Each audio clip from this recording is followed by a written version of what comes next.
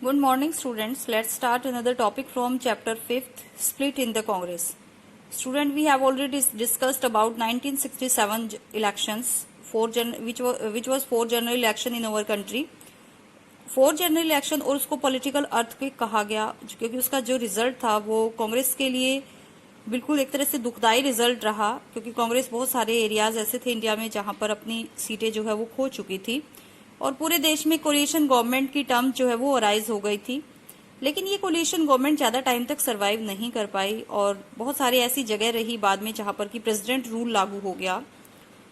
लेकिन टॉपिक हमारा क्या है कि कांग्रेस स्प्लिट कैसे हुई, कांग्रेस कैसे टूट गई, उसके रीजन हम स्टडी कर रहे हैं। तो फर्स्ट रीजन इसमें आ जाता है इंडिया वर्सेस द सिंडिकेट। ये बहुत इंपॉर्टेंट टॉपिक है। सिंडिकेट कौन थे? देखो, the real challenge to Indira Gandhi came not from the opposition. Indira Gandhi के लिए जो रियल चैलेंज था वो अपोजिशन से नहीं था, but from with in her own party. उसके लिए जो रियल चैलेंज था वो उसकी खुद की पार्टी से ही था। She had to deal with the syndicate, क्योंकि उसको एक ग्रुप था पार्टी में, उसके साथ डील करके रखनी थी। ये कौन थे? A group of powerful and influential leaders from with in the Congress. ये कांग्रेस के ही कुछ पावरफुल और जो प्रभावी नेता थे। देखो स्टूडेंट, ये कांग्रेस के वो नेता थे जो एक तरह से कांग्रेस की पॉलिसीज के मेकर थे, यानी जो भी कांग्रेस की पॉलिसीज बनाई जाती थी उनमें इनका मेन रोल होता था। इवन जो इंदिरा गांधी जब as a prime minister nominate हुई थी हमारे देश में, जब जाकिर हुसैन, जब मोरारजी देसाई और इंदिरा गांधी के नाम के लिए जब डिस्कशन हो रहा था, तो सिंडिकेट ही वो ग्रुप था जिन्होंने इंदिरा गांधी के नेम को नॉमिनेट किया था शास्त्री जी की डेथ के बाद। तो अब इनको क्या एक्सपेक्टेशन थी ऐसा करके? These leader expected Indira Gandhi to follow their advice. इनको लगता था कि इंदिरा गांधी जो है वो उनके एडवाइस को फॉलो करेगी, क्योंकि उनका इंदिरा गांधी को सिलेक्ट करने में काफी बड़ा रोल है। बट ऐसा नहीं हुआ। Indira Gandhi attempting to assert her position within the government and the party. Indira Gandhi ने अपनी पोजीशन खुद की बनानी शुरू कर दी, पार्टी में भी और गवर्नमेंट में भी। मतलब उसको अच्छा नहीं लगा कि वो सिंडिकेट पे डिपेंड रहे। उसने क्या किया? She chose her trusted group of adviser from outside the party. जो पार्टी में एक पॉलिसीज को बनाने के लिए एक ग्रुप होता है एडवाइजर्स का, सिंडिकेट को लगता था कि इंदिरा गांधी उससे एडवाइस लेगी, बट इंदिरा गांधी ने तो ऐसा नहीं किया। उसने क्या किया? वो ग्रुप जो है वो बाहर से अपॉइंट किया, यानी बाहर के लोगों को पार्टी में इन्वॉल्व करना शुरू कर दिया। और धीरे धीरे क्या हुआ? She sideline the syndicate. उसने सिंडिकेट को साइडलाइन करना शुरू कर दिया।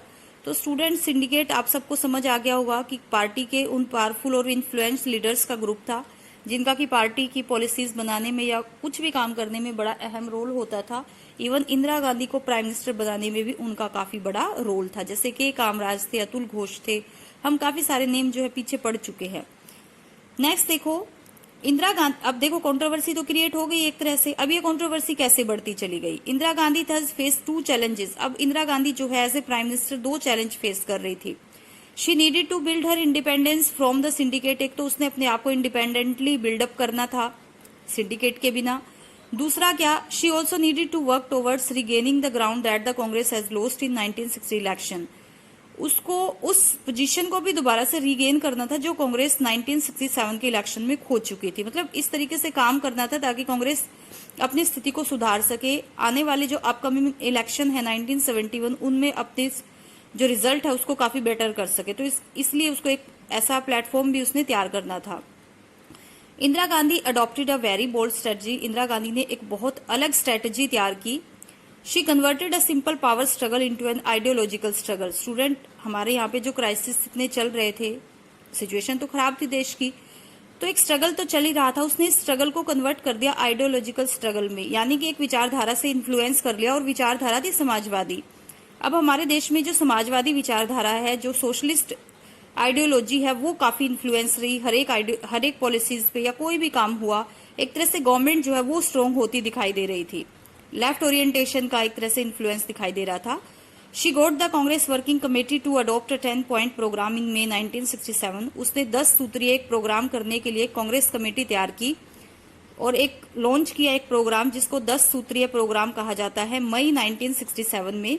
अब इस प्रोग्राम में क्या क्या चीजें शामिल थी? देखो, सोशल कंट्रोल ऑफ बैंक्स, बैंकों का सोशल कंट्रोल होगा।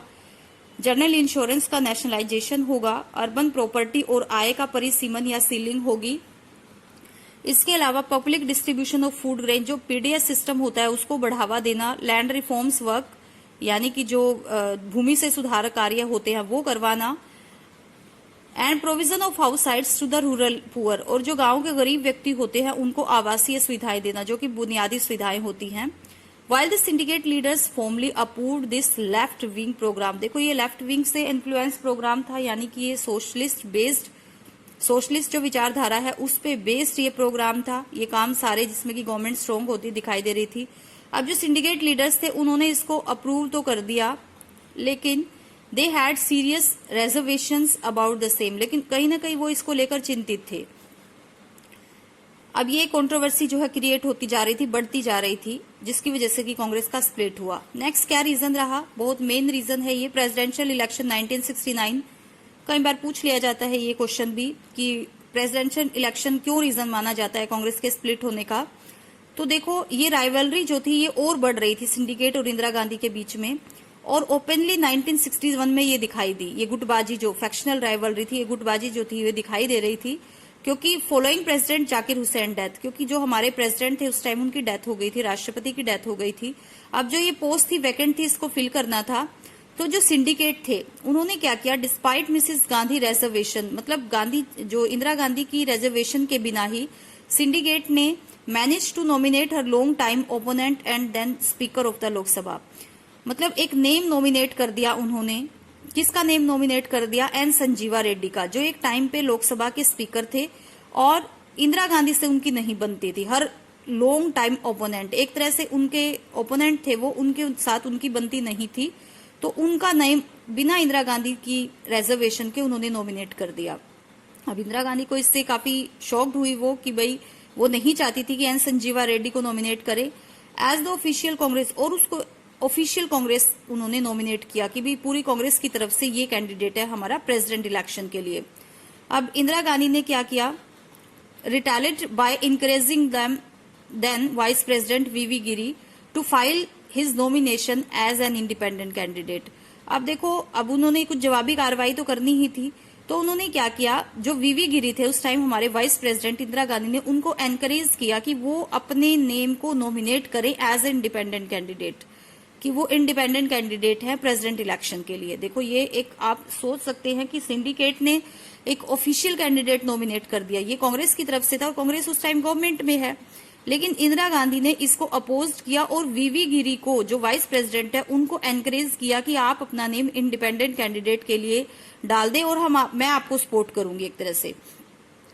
She also announce several big and popular policy, उसने और इसके अलावा कुछ ऐसी पॉलिसीज, कुछ मेजर्स जो थे बड़े बड़े वो अनाउंस कर दिए, जैसे क्या थे, nationalisation of 14 leading private banks, 14 leading private banks थे हमारे देश में, उनका नेशनलाइजेशन कर दिया।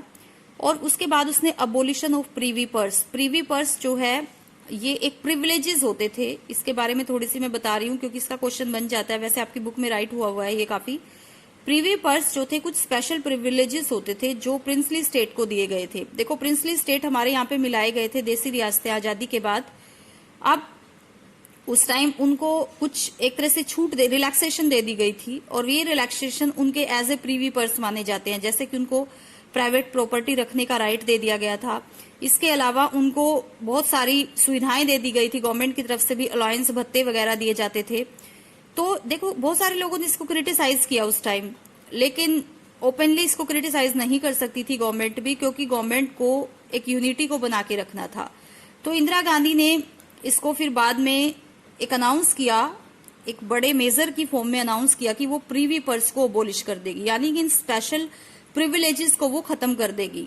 अब मोरारजी देसाई उस टाइम हमारे फाइनेंस मिनिस्टर भी थे और डिप्टी मिनिस्टर भी थे, उनको लगा अब इन दोनों जो काम थे, एक तो नेशनलाइजेशन ऑफ 14 लीडिंग बैंक्स और दूसरा अबोलिशन ऑफ प्रीवी पर्स, इससे क्या हुआ, इन दोनों के बीच में एक सीरियस इशू क्रिएट हो गया, डिफरेंसेस क्रिएट हो गए दोनों के बीच में। और इसका रिजल्ट क्या हुआ कि जो डिप्टी प्राइम मिनिस्टर थे उन्होंने गवर्नमेंट को लीव कर दिया। Congress had seen differences of this kind in the past. देखो कांग्रेस इस तरह के डिफरेंसेस पहले भी देख चुकी थी, लेकिन इस टाइम वो इस तरह इसमें नहीं पड़ना चाहते थे और उन्होंने क्या किया, दोनों ही ग्रुप, एक तो सिंडिकेट का ग्रुप था जो अभी ऑफिशियली अनाउंस नहीं हुए थे और एक इंदिरा गांधी के जो सपोर्टर थे, दोनों ही अपनी पावर को दिखाना चाहते थे प्रेसिडेंट इलेक्शन में।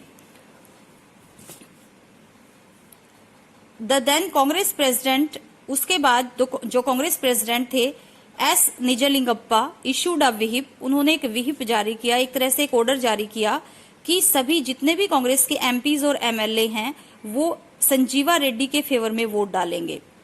अब क्योंकि जो इंदिरा गांधी के सपोर्टर थे, क्योंकि ये तो ऑफिशियल कैंडिडेट थे, अब इंदिरा गांधी के जो सपोर्टर थे उन्होंने रिक्वेस्ट अ स्पेशल मीटिंग, उन्होंने रिक्वेस्ट की, एक स्पेशल मीटिंग की कि वो एक स्पेशल मीटिंग बुलाए, जिसको कहा गया एआईसीसी की अखिल इंडियन कांग्रेस कमेटी की एक मीटिंग बुलाए वो। लेकिन ये मीटिंग जो है वो रिफ्यूज कर दी गई कि इस तरह की बाउंडेशन मत लगाए कि भाई उन्हीं को वोट डालें।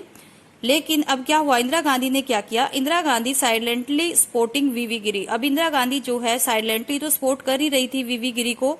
The prime minister openly called for a conscious vote, prime minister ने ओपनली ये कह दिया कि सभी व्यक्ति अपनी एक कॉन्शियस वोट दे। कॉन्शियस वोट मीन्स क्या होता है कि उनके ऊपर एमपीज और एमएलएज हैं जो कांग्रेस के, वो should be free to vote the way they want, यानी वो अपनी वोट डालने के लिए फ्री है जैसा वो डालना चाहे, ऐसा उनके ऊपर कोई प्रेशर नहीं है कि वो एन संजीवा रेड्डी को ही वोट डालेंगे।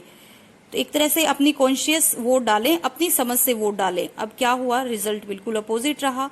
जो नॉमिनेटेड कैंडिडेट थे, इंडिपेंडेंट कैंडिडेट थे वीवी गिरी, वो इस इलेक्शन में जीत गए, और जो कांग्रेस की तरफ से नॉमिनेटेड कैंडिडेट थे संजीवा रेड्डी, वो इसमें हार गए, जो कि ऑफिशियल कैंडिडेट थे कांग्रेस के।